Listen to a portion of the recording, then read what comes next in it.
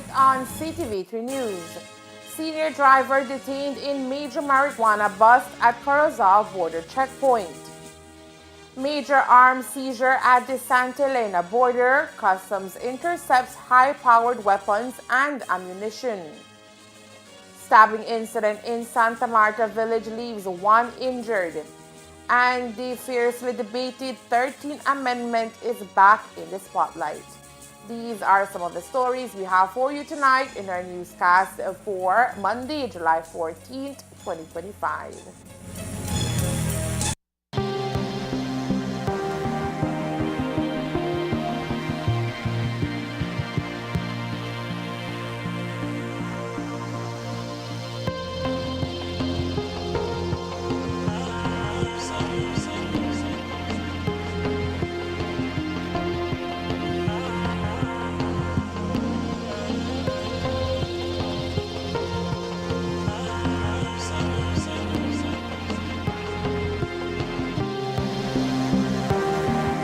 Let's all be safe during the rainy season. Belize Electricity Limited reminds you that heavy rains can cause flooding in your neighborhood and on roads. Avoid driving or walking in flooded areas, which can have hidden dangers such as debris and fallen power lines. Belize Electricity Limited cares about your safety. Please stay safe.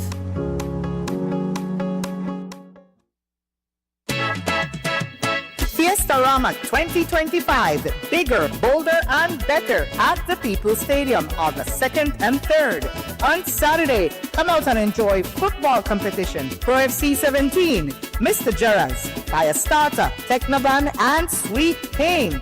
On Sunday, Dog Show, Cabalgata, Mexican Car Show, Panorific Steel Band, Buster B Band, Los Tios, DJ Baba, Father Jesse, mechanical rides, foods, drinks, and more. See you there.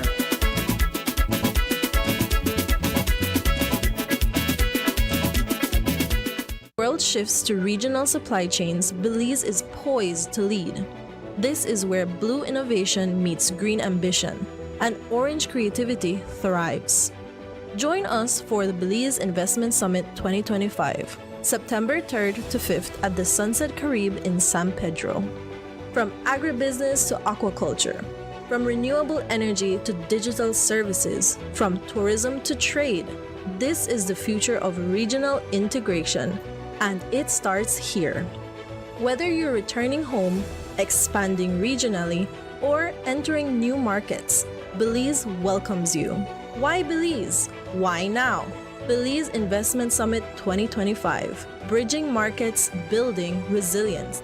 September 3rd to 5th at Sunset Caribe, San Pedro. Visit investmentsummit.bz to register and be part of shaping the investment frontier.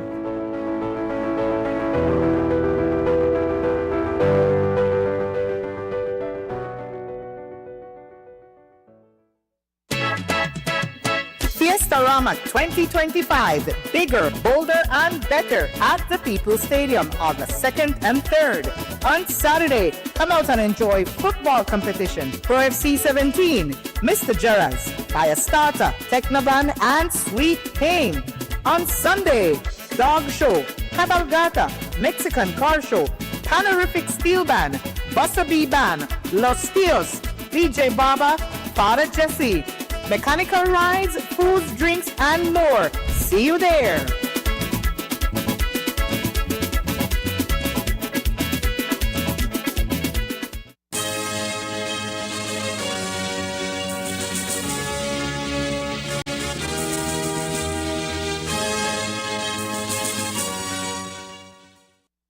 Good evening with your news also simulcast on Fiesta FM 106.7. I am Joanna Rodriguez. A 70-year-old man from Orange Walk has been taken into custody following a significant drug seizure at a customs checkpoint near the Corozal border. The individual, identified as Eric Paul Dwayne, was reportedly driving an SUV when he was intercepted by customs officials on the night of Saturday, July 12th at around 9 o'clock. During the routine inspection, customs officers noticed the vehicle containing several heavily taped boxes. The driver had declared the contents as cosmetics and presented an invoice to support this claim. However, upon opening the packages and examining their contents, officers discovered a potent strain of high-grade marijuana concealed within. The seized quantity of marijuana weighed approximately 133 pounds, around 60 kilograms. The discovery has been estimated to have a street value exceeding $1 million, making it a significant bust in recent months. Police responded to a custom request where a vehicle driven at the time by 70-year-old Eric Paul Duaney was searched, which led to the discovery of 133 pounds of high-grade cannabis. Duaney was subsequently arrested and charged for possession of controlled drugs with the intent to supply to another. Not to my knowledge. Not to my knowledge. Street value of that drug, sir? I could ascertain that and get that back to you. Authorities believe the large volume of high-quality marijuana was intended for illegal distribution, highlighting ongoing efforts to combat drug trafficking along Belize's northern border. Duaney remains detained as investigations continue. On the night of Sunday, July 13, 2025, at approximately 11 p.m., police responded to reports of a male individual arriving at Northern Regional Hospital with stab wounds. Authorities swiftly visited the scene and discovered a man suffering from cuts to the left side of his abdomen. The victim was identified as 26-year-old Miguel Angel Valladares, a self-employed from the village of Santa Marta in the Orange Walk district. Preliminary investigations indicate that around 10 p.m., Valladares visited his brother-in-law, Jairo Godoy Cortez, also of Santa Marta village, following a social gathering. It is reported that Valladares demanded to see Cortez, who was asleep at the time. Upon entering the residence and waking Cortez, that is, a heated verbal exchange ensued, escalating into a physical confrontation. During the altercation, Cortez reportedly used a knife and inflicted 3 stab wounds to Valladares' abdomen.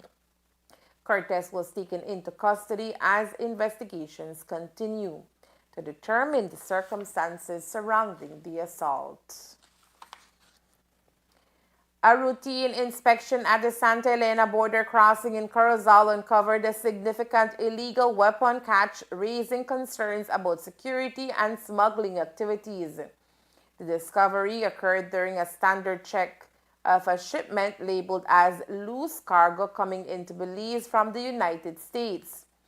Custom officers conducting their usual examination in the presence of a U.S. national whose parents are of a Belizean nationality initially anticipated finding a personal belongings such as a baby stroller and other everyday items.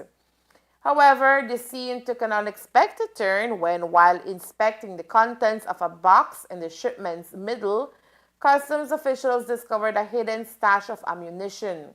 The discovery prompted immediate action from authorities. On the 27th of June, during a routine custom inspection at the northern border, led to the discovery of undeclared duty-double goods in a shipment. Upon further examination on July the 11th, in the presence of the owner, custom officers subsequently, along with police, subsequently uncover 3 firearms, several magazines, and approximately 1,300 rounds of ammunition, which subsequently led to the arrest of Darnine Garcia for illicit trafficking of firearms and ammunition. Any idea what those would be used for? The individual that was detained is a U.S. national, but his parents are Belizean, and from our information, he was returning home. and he arrived in Belize through the Philip Goldson International Airport on July the 11th, and subsequently went to collect his items at the northern border, which was shipped prior to his arrival in Belize. He's a U.S. Army veteran, correct? We have not confirmed that as yet, but I very much doubt it. Subsequently, custom officials summoned police officers to oversee a more thorough search of the cargo. During this detailed inspection, officers uncovered 3 firearms along with hundreds of rounds of high-caliber ammunition and multiple extended magazines. The confiscated weapons and ammunition were promptly handed over to the police for further investigation. No further details of the discovery has been revealed up to news time. Late last week, Commissioner of Police Richard Rosado announced that the investigation into the death of 19-year-old Kevin DePass had officially concluded and the complete case file handed over to the Office of the Director of Public Prosecutions. In an update on the case, Compol Rosado today confirmed that newly surfaced video evidence and additional witness statements that were not available in the initial stages of the investigation have been forwarded to the DPP, and police are now awaiting further directives. A fatal stabbing incident that occurred on the 30th of June 2025 in Kikaka. Further directive was given to the investigators. Additional evidential material were collected, and those will be forwarded to the DPP for her guidance and directives.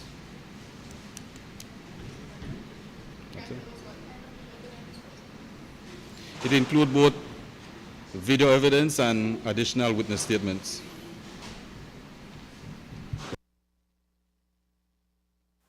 DePass, as we have reported, was killed during a violent altercation with off-duty police officers on June 30th in Kikaka. The commissioner had previously assured the public of the department's commitment to transparency and accountability on this case. The fiercely debated 13th Amendment is once again in the national spotlight as the Ministry of Home Affairs prepares to launch public consultations in the coming days. Minister of Home Affairs Honorable Karim Musa is urging Belizeans to approach the process with open minds and a clear understanding of the amendment's intent. Minister Musa emphasized that the legislation is not new, noting that similar legal provisions have existed for decades. What the government is proposing now, he explained, is an enhancement of those laws to better safeguard citizens and support law enforcement in its ongoing fight against violent crime.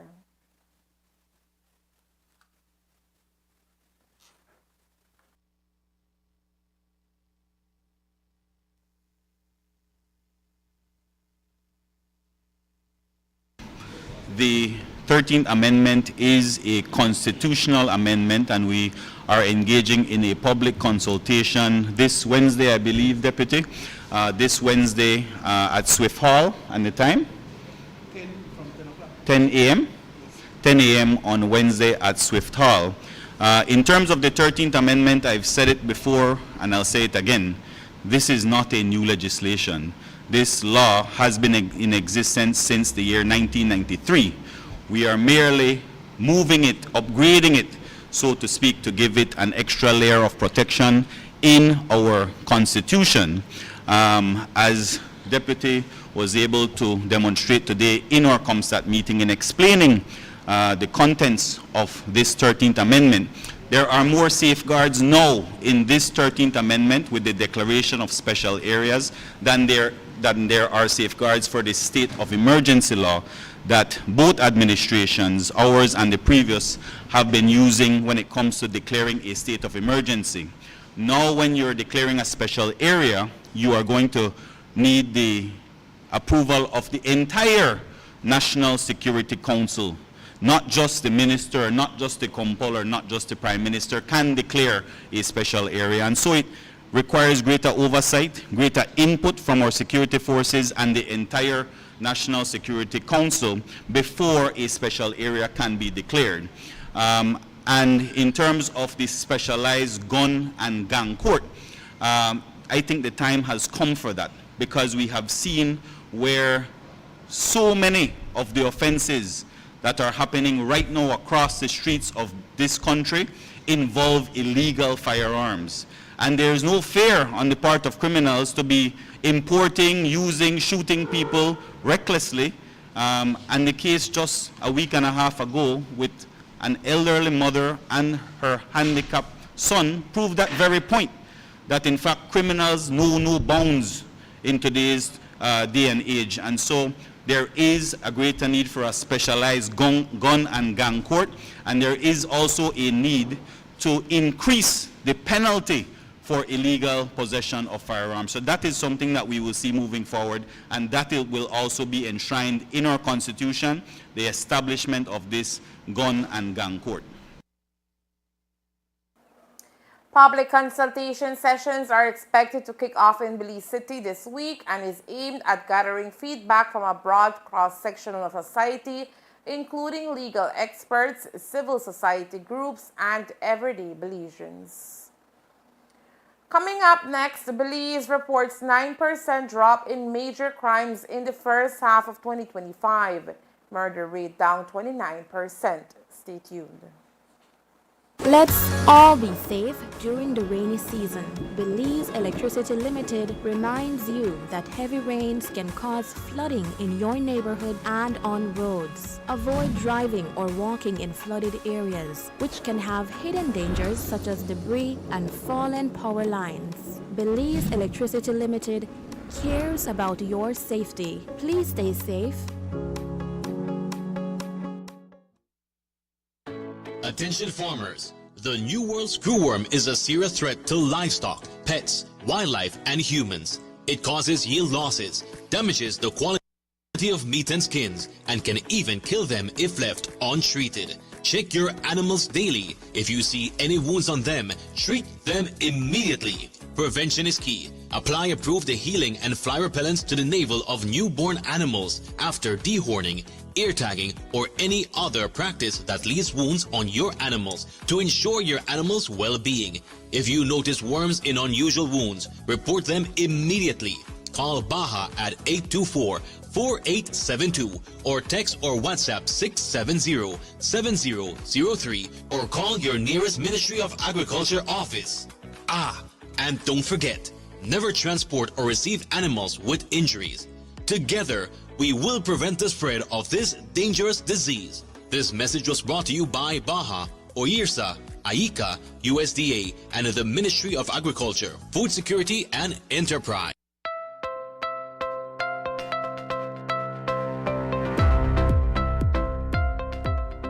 Today we stand at the threshold of progress, having witnessed the physical transformation of this laboratory into a cutting-edge facility that will enhance healthcare services in Belize. This is an initiative that marks another key achievement of the European Union-funded Health Sector Support Program Belize Project, one of the largest health sector initiatives in the country.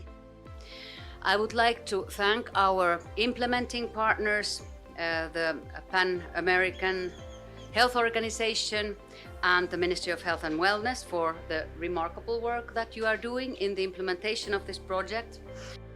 With a total investment of over $1.1 million, including the installation of solar panels in the coming months, the Central Medical Laboratory now stands as a model of smart health infrastructure. These improvements go far beyond aesthetics. They address years of structural deterioration, fire damage, and operational limitations. From mold remediation and advanced air systems to new safety features, upgraded electrical and water systems, flood risk mitigation, energy efficient fixtures, and even an expanded working space. This facility now reflects the standard of care and preparedness that Belizeans deserve.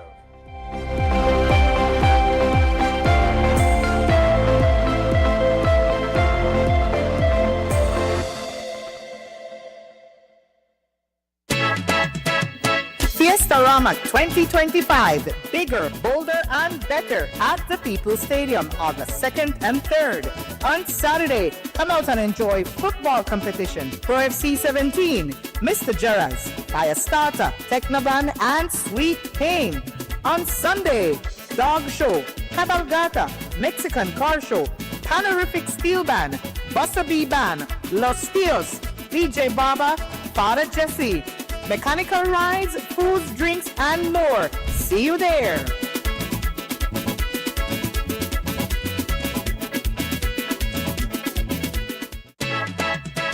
Fiesta-Rama 2025, bigger, bolder, and better at the People's Stadium August 2nd and 3rd. On Saturday, come out and enjoy football competition, Pro FC 17, Mr. Gerrans, Fire Starter, Technovan, and Sweet Pain.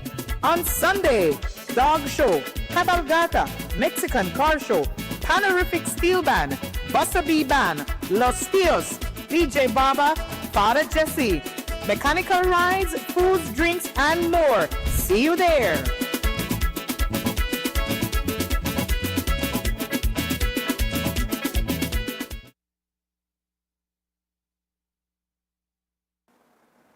The Belize Police Department is reporting an encouraging decline in major crimes across the country for the second quarter of 2025.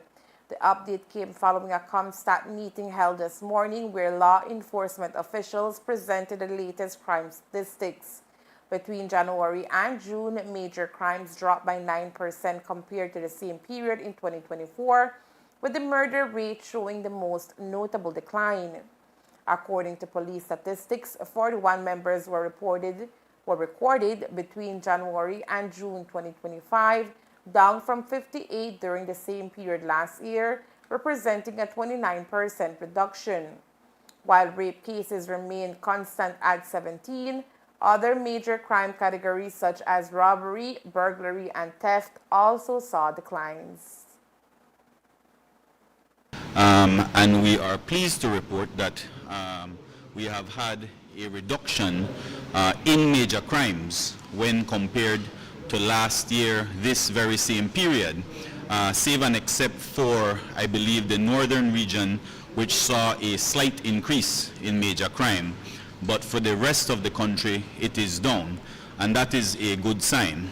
ComStat also affords us the opportunity to strategize, most importantly, based on the crime trends that we're seeing in particular areas, obviously with a greater focus on the utilization of innovation and technology, the allocation of our resources or patrols in hotspots in the country, especially in Belize City right now that we're seeing a spike in gang violence over the last 2 or 3 weeks. In terms of the murder statistics for this very same period, we have seen a reduction this year.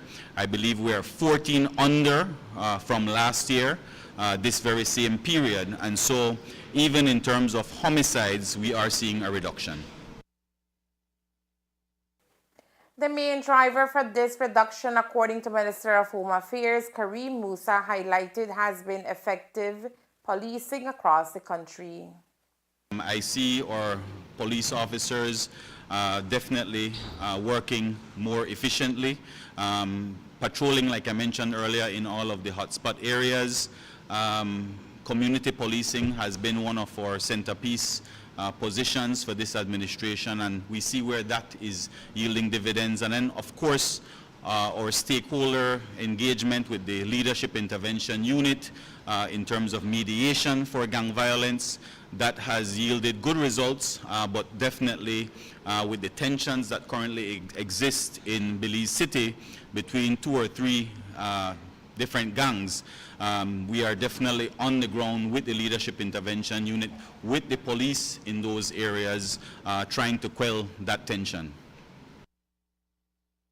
While most regions saw improvements, the northern region was the only area to register a slight increase in major crimes. Authorities say they are closely monitoring the situation and plan to step up targeted interventions in both northern districts. We can see where we had a great lull, maybe in the last quarter, towards the end of the last quarter and beginning of the second quarter, but then it is now seeing an increase, an uptick towards the ending of the second quarter. And so this latest wave is something that we are actively looking at in terms of our strategy and our policing strategy in those hotspot areas. Did the statistics show an area where the department can be better? Maybe you're not somewhere where you'd like to be? Overall, it's showing a downward trend. Like I said, only in the northern region are we seeing a slight increase, and so obviously we're going to be putting in place certain mechanisms in the north as well. We do have the influence of cartels, so to speak, narco-traffickers influencing crime in that northern region, which is why the government has made it a point to focus our resources in that northern area each and every year. And it is expected towards the latter part of this year that we'll have a significant increase in the amount of allocation resources dedicated specifically to the northern region, because as you know, each year for the last 3 years the government has allocated between $800,000 to $1 million, but we see where there's greater need for resources there because of the type of networking that the narco-traffickers are having with the Belizean players on the Belizean side, and so we definitely have to nip that in the bud before it gets out of control. As police continues to work to curb crimes across the country, Minister Musa confirmed that while the installation of CCTV cameras in certain areas has helped in those efforts, additional resources are expected soon. The cameras have aided, but I need to make the point that the installation is an ongoing process. It is approximately 1,000 CCTV cameras, and the uploading of all of these cameras will not conclude until around September of this year. And so a lot of them might physically be up, but they're not actually operational or hooked up as yet to the command center.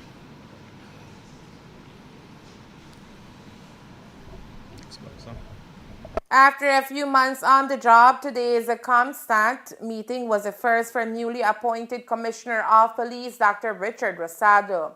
Speaking with the media today following the release of updated crime statistics, which show an overall decline in major crimes for the first half of 2025, Compo Rosado says his approach to leadership is one of inclusion and collaboration. While highlighting the positive trend, Commissioner Rosado also spoke on his leadership philosophy since assuming office, stressing a shift towards a more collaborative and empowering model within the Belize Police Department. First of all, as a Commissioner of Police, my first few months have focused on establishing a vision of transparency, accountability, and a stakeholder-centric approach. I believe my leadership style have always been one of transformational, yet inclusive, embracing collective input, adaptive decision-making, and engagement. And I think that our commanders now feel more empowered, more motivated in moving the department forward to address the many challenges we face within the department.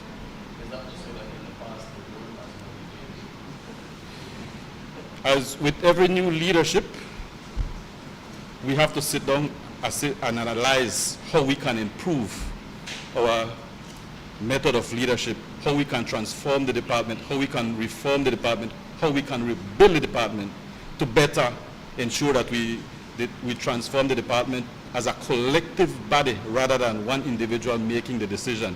So my leadership have always been getting the input from all commanders and charting the way forward. And I think commanders feel empowered by doing that.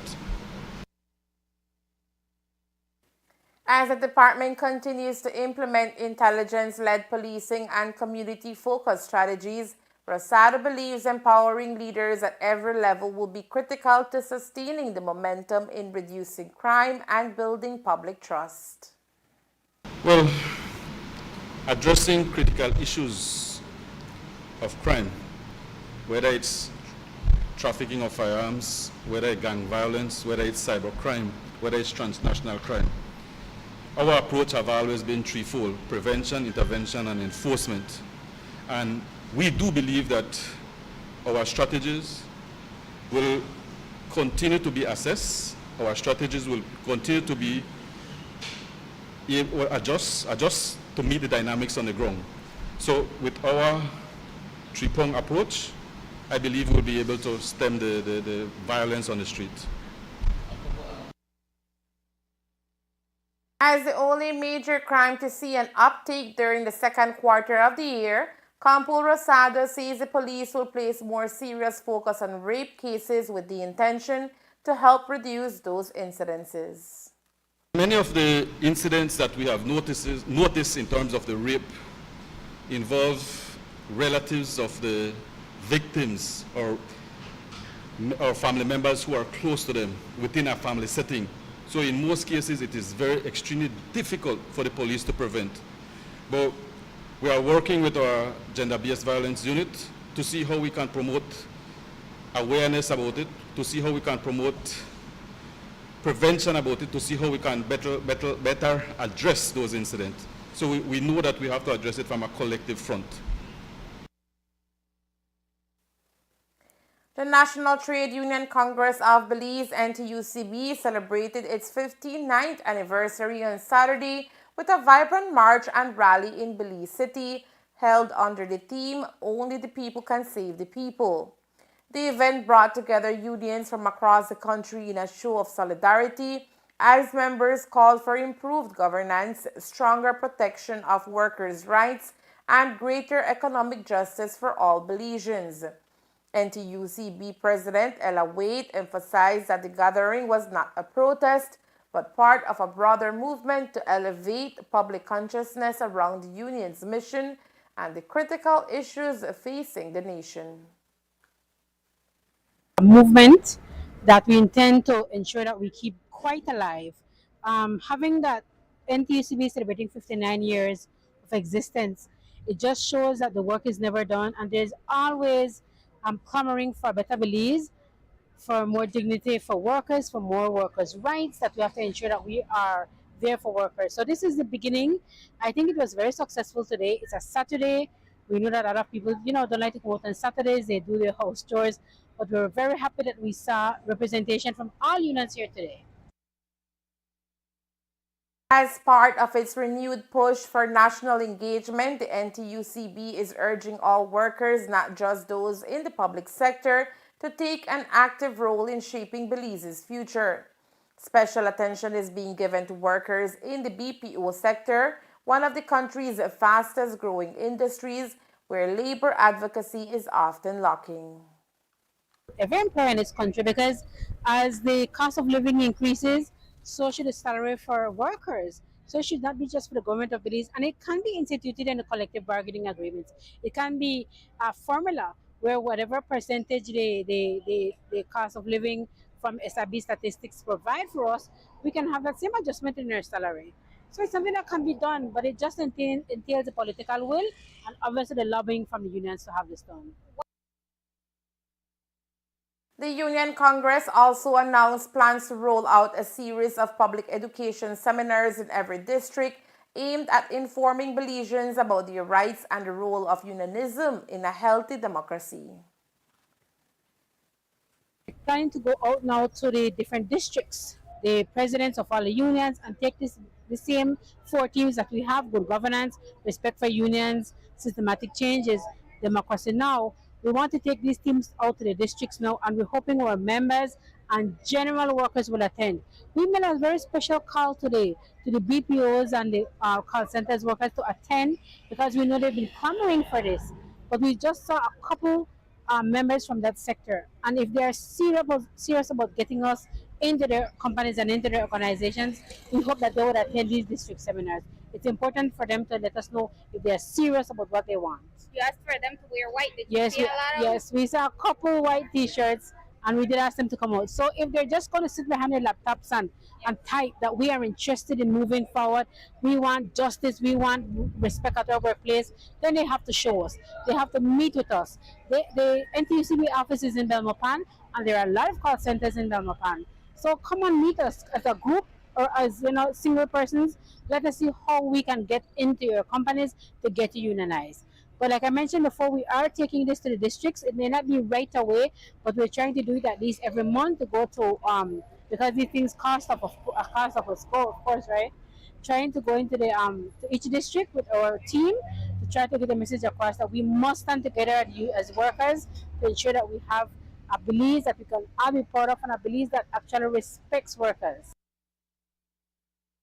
In a historic move, the NTUCB recently launched its first ever youth arm.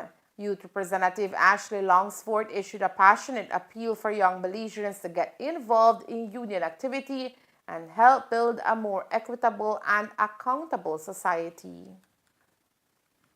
We're trying to get more young people to be a part of unionism because, like I said, there needs to be more young people at the seat of the table. There needs to be young people who are making decisions, who are telling our leaders that accountability, transparency, good governance is needed in our country. Like I said, with you joining, you will actively learn about unionism, actively learn about what is happening in our society, not only about unionism, but what is happening in our society, Belize, right now.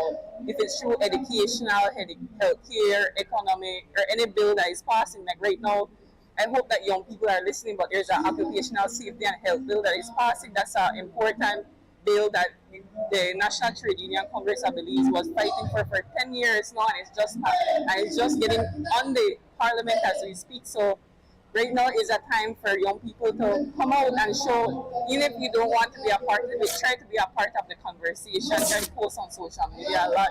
Just let our leaders know that young people are here. There's 67% of young persons are here in Belize right now. As you can see on my placard, it says youth senator now. I truly believe 100% that we need a youth senator. There's 67% young people, and there needs to be a voice for young people. There needs to be a platform for young people.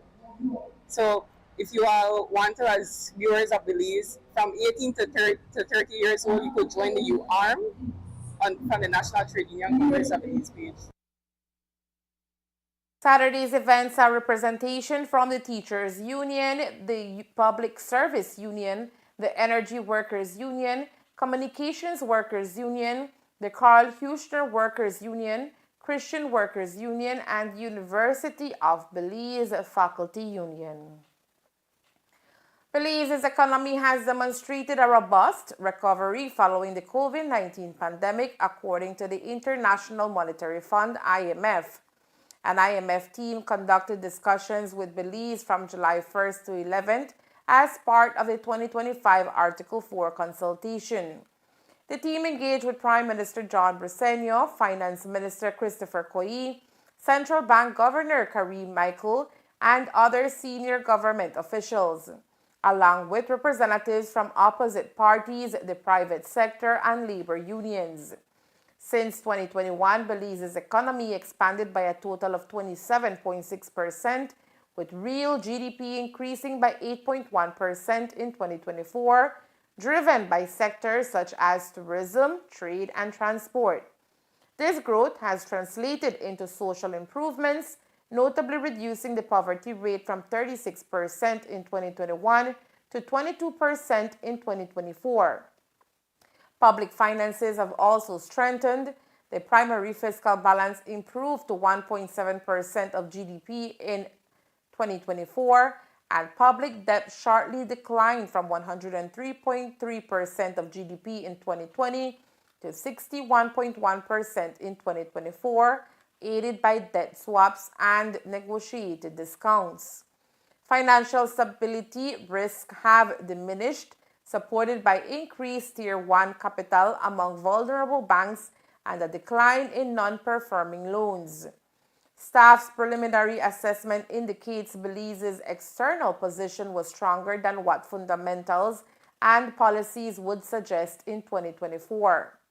Looking ahead, staff projects a slowdown in growth to about 1.5% in 2025, primarily due to decreased stay-over visitors and challenges in the agricultural sector caused by unfavorable weather and fungal disease affecting sugarcane.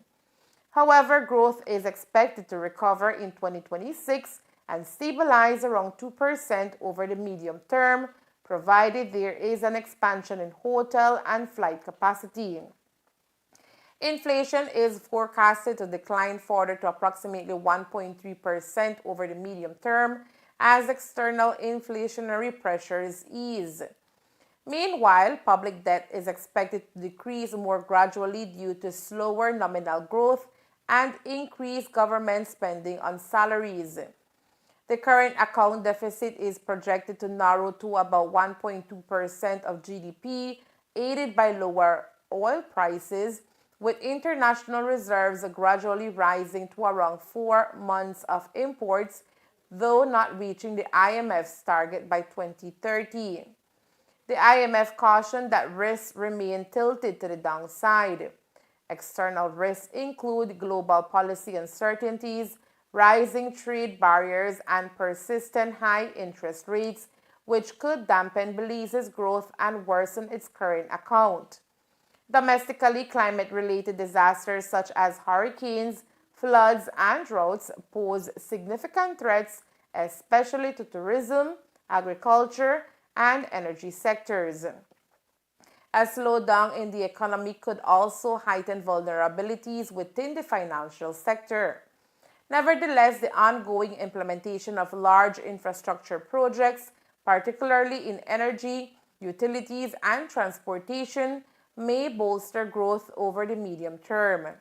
Moving forward, the IMF emphasizes the importance of fiscal consolidation to reduce public debt below 50% of GDP.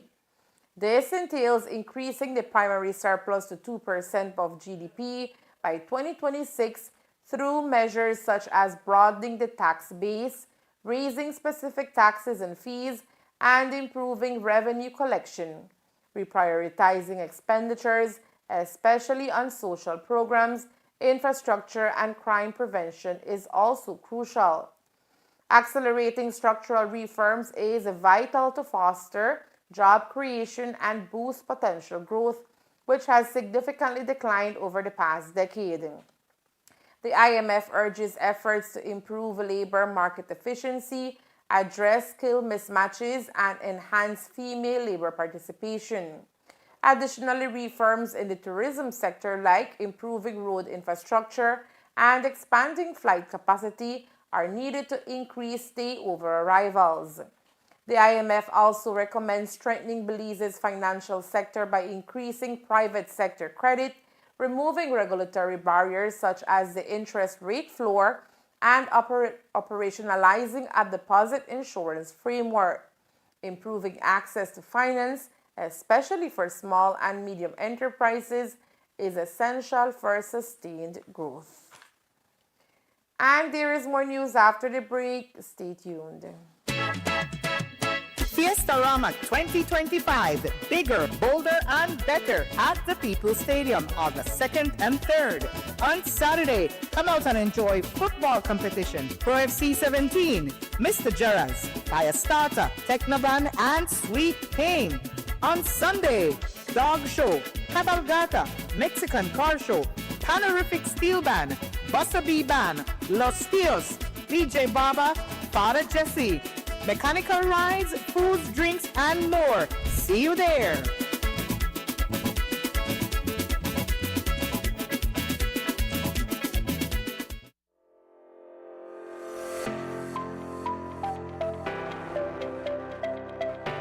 It is truly a proud and historic moment for us here in San Ignacio. It gives me great joy to welcome you all to the official opening of the very first wooden basketball court in our community. The cost of the project in completion was about $200,000. Honorable Mala was willing to assist us with this project. This is a huge, huge investment for us. There can be serious development through sports, especially if the right foundation, having the right facilities are in place. Then the programs follow.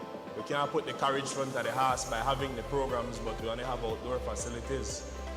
Belize rain 6 months out of the year, and having outdoor facilities is just not enough. Our focus is going to be on education because that's a part of using sports as a vehicle to get as many of our athletes to international schools to play football, basketball, volleyball, track, whatever it is. The other thing is health. 33% of our people are afflicted by diabetes, hypertension, or some ailment like that. And those things can be prevented. So we want to create again the facilities where people can go exercise, have fun.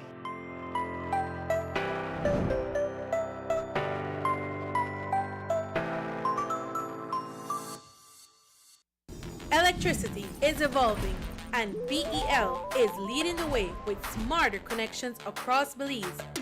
Meet AMI, Advanced Metering Infrastructure. It's not just a meter, it's a smarter way to manage power. Smart meters record your energy use in real time and securely send the data to BEL. Key customer benefits include real-time insights into energy usage, improved home energy planning, integration of solar, battery, and EV technologies, and innovative customer service solutions. Get ready! AMI is coming soon to municipalities across Belize, including the Keys, to give you more control and reliability. BEL, bringing you a brighter tomorrow. World shifts to regional supply chains, Belize is poised to lead. This is where blue innovation meets green ambition, and orange creativity thrives.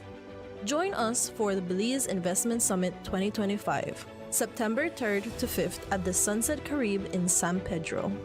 From agribusiness to aquaculture, from renewable energy to digital services, from tourism to trade, this is the future of regional integration, and it starts here. Whether you're returning home, expanding regionally, or entering new markets, Belize welcomes you. Why Belize? Why now? Belize Investment Summit 2025, Bridging Markets, Building Resilience, September 3rd to 5th at Sunset Carib, San Pedro. Visit investmentsummit.bz to register and be part of shaping the investment frontier.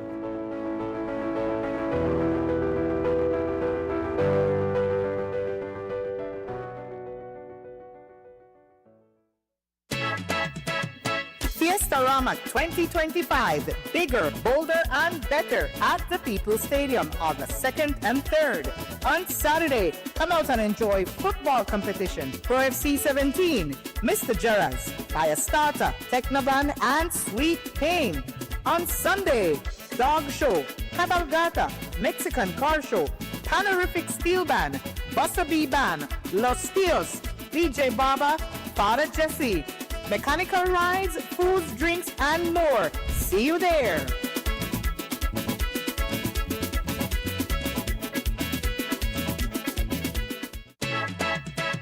Fiestarama 2025, bigger, bolder, and better at the People's Stadium on the 2nd and 3rd. On Saturday, come out and enjoy football competition, Pro FC 17, Mr. Gerrans, Fire Starter, Technoban, and Sweet Pain. On Sunday, Dog Show, Cabalgata, Mexican Car Show, Panorific Steel Band, Buster B Band, Los Tios, DJ Baba, Father Jesse, mechanical rides, foods, drinks, and more. See you there.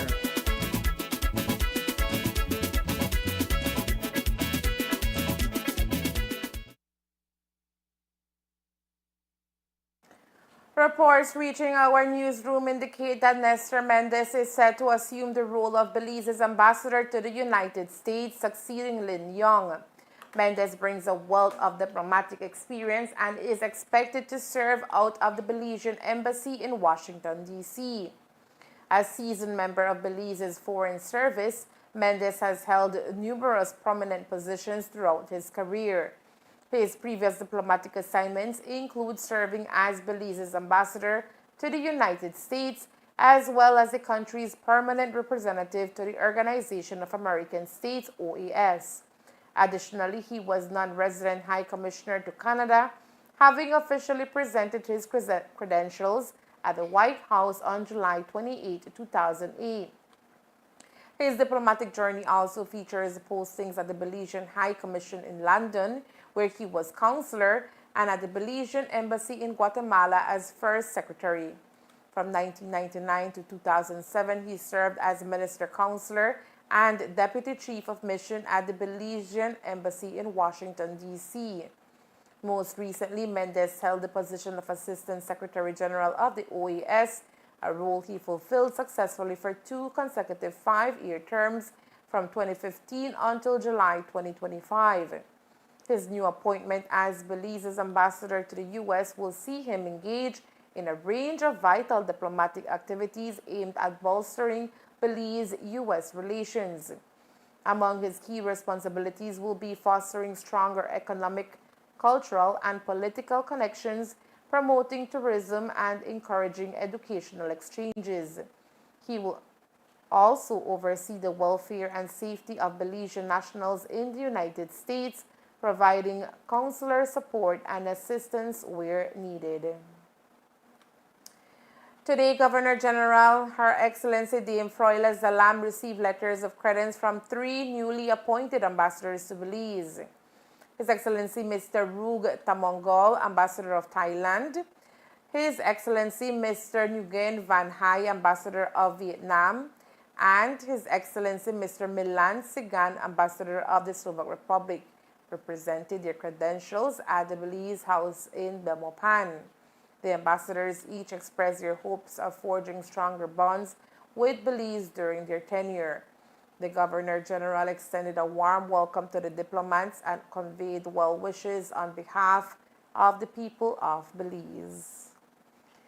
And that's the news. We invite you to join us for another newscast on Tuesday, July 15th, here on Ctv3 News and Fiesta FM 106.7. Remember that to read a text version of the news, you can visit our website at ctv3belizenews.com. You can also log on to our Facebook page for current stories at facebook.com/ctv3belizenews or our YouTube channel at Ctv3 News BZ. From all of us here at Ctv3 News, thank you for watching and listening. Good night.